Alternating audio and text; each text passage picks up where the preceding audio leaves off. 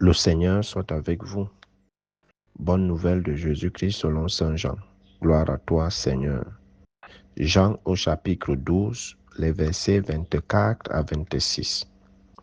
Quelques jours avant la Pâque, Jésus disait à ses disciples, « Amen, amen, je vous le dis, si le grain de blé tombé en terre ne meurt pas, il reste seul. Mais s'il meurt, il donne beaucoup de fruits. Celui qui aime sa vie la perd. Celui qui s'en détache la garde pour la vie éternelle. Si quelqu'un veut me servir, qu'il me suive, et là où je suis, là aussi sera mon serviteur. Si quelqu'un me sert, mon Père l'honorera. » Acclamons la parole de Dieu. Louange à toi, Seigneur Jésus. Bien-aimés de Dieu, chers frères et sœurs en Christ, loué soit Jésus-Christ. Loué soit le saint nom de Jésus-Christ. Et bonne fête de Saint-Laurent, diacre et martyr. Oui, en ce jour, l'Église fait mémoire de Saint-Laurent, diacre et martyr. Saint-Laurent est le plus célèbre des martyrs romains. Alors, l'Église célèbre ce martyr, ces gens qui ont décidé, on ne va pas dire décidé, qui ont donné leur vie pour le Christ. Comme nous le dit le texte de l'Évangile, celui qui perd sa vie à cause du Christ la gagnera, mais celui qui veut sauver sa vie en dehors du Christ la perdra. Parce que rien ne peut se faire en dehors de Dieu. Nous savons que nous vivons pour Dieu. Nous sommes sur terre pour connaître Dieu, pour l'aimer et pour le servir. Et en dehors de lui, il n'y a pas d'issue. C'est pour ça que Jésus dit dans Jean 15, 5, sans moi, vous n'êtes rien. Alors, nous devons savoir que sur cette terre, la vie que nous menons appartient à Dieu. Elle est pour Dieu, avec lui, pour lui, par lui et en lui. Et chercher à gagner sa vie en dehors des commandements, en dehors de la parole de Dieu, on courra toujours malheur en chemin. Et le Seigneur est bien clair tous ces temps-ci. Il nous dit, celui qui veut le servir, celui qui veut être son disciple, celui qui veut être à sa suite, qu'il prenne sa croix et le suive. C'est la condition pour suivre le Seigneur. Prendre sa croix ici, ce n'est pas aller fabriquer une croix en bois ou avec du bois lourd. Prendre sa croix ici, c'est accepter de mourir en soi. Mourir dans nos égos, dans nos penchants mauvais, dans nos mauvaises habitudes, dans le mal que nous faisons, la méchanceté, la haine, la médisance, la calomnie, la diffamation, de mourir dans tous ces tas-là, dans tous ces défauts-là. C'est ça, mourir pour le Christ, pour gagner sa vie. Et cette vie, c'est la vie éternelle. Cherchez d'abord mon royaume et sa justice, et le reste vous sera donné en surabondance. Le royaume de Dieu, c'est le royaume où on fait le bien. Là où le bien se pratique, là où il y a l'amour, là où il y a la miséricorde, le pardon. Là où il y a le véritable vivre ensemble, pas le vivre ensemble qu'on a sur les lèvres, partout, le vivre ensemble. Mais dans la réalité, il n'y a pas le vivre ensemble. Dans la réalité, les gens se détestent, les gens se haïssent, les gens s'entretuent. Et ce n'est pas ce que le Seigneur attend de nous. C'est que chacun meurt en quelque chose qui n'honore pas Dieu. Que chacun identifie ce qu'il y a en lui comme comportement, comme attitude, comme habitude, qui n'honore pas Dieu. C'est dans ce sens qu'il faut mourir en soi pour naître à la vie de Dieu. Et c'est pour ça que Jésus va prendre l'image du grain de blé qui tombe en terre.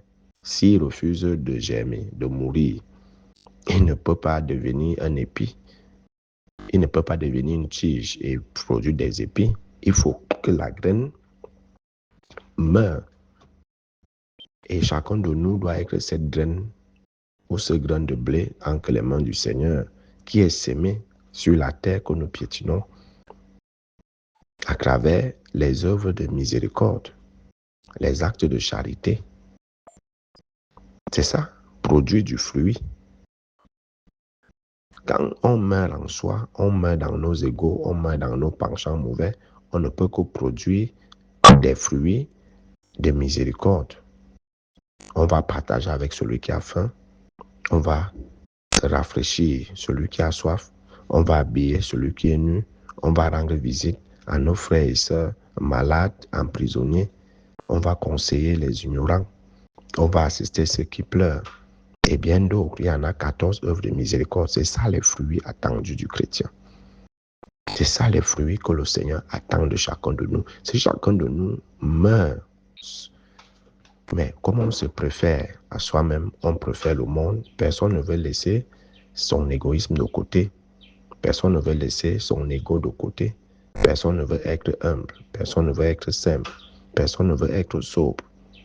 Et comment nous allons porter des fruits?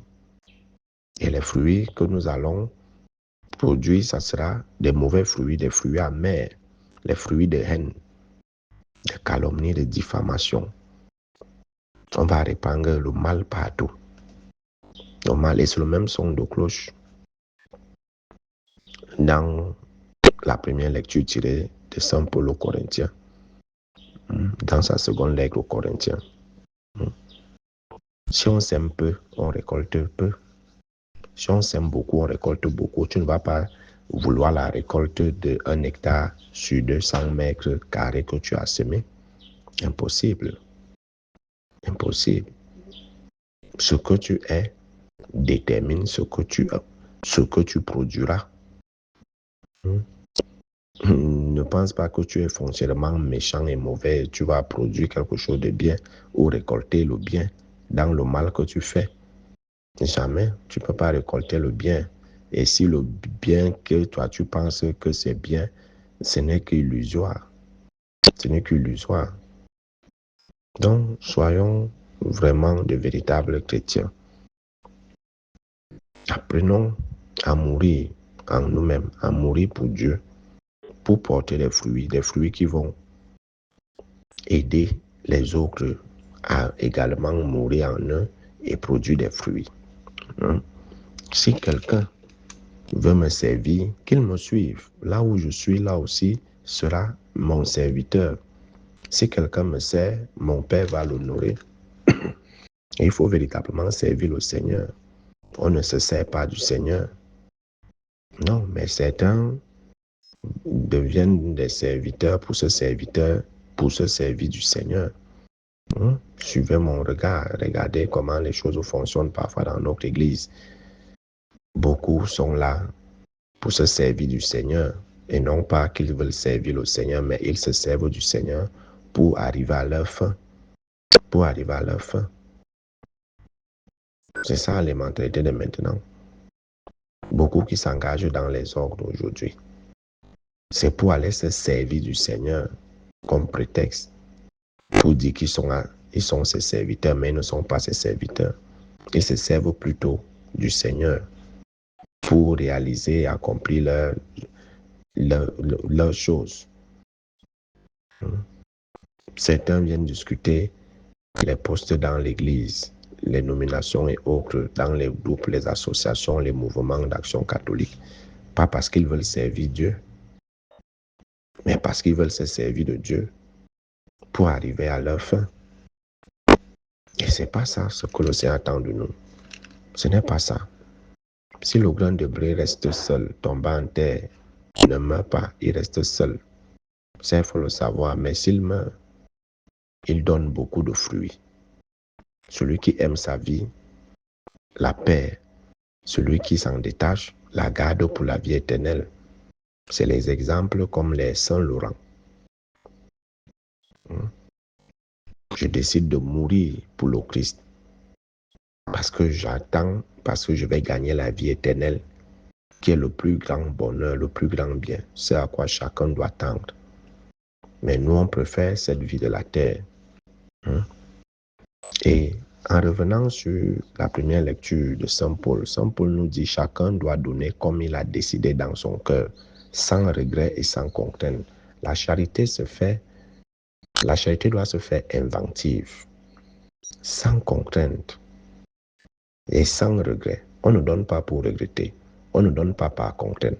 Si tu as décidé de donner telle chose, donne parce que c'est ton cœur qui l'a dit de donner. C'est pour ça que parfois, on demande, tu veux qu'il te garde quoi? Ce que ton cœur va vouloir que tu me gardes, tu gardes.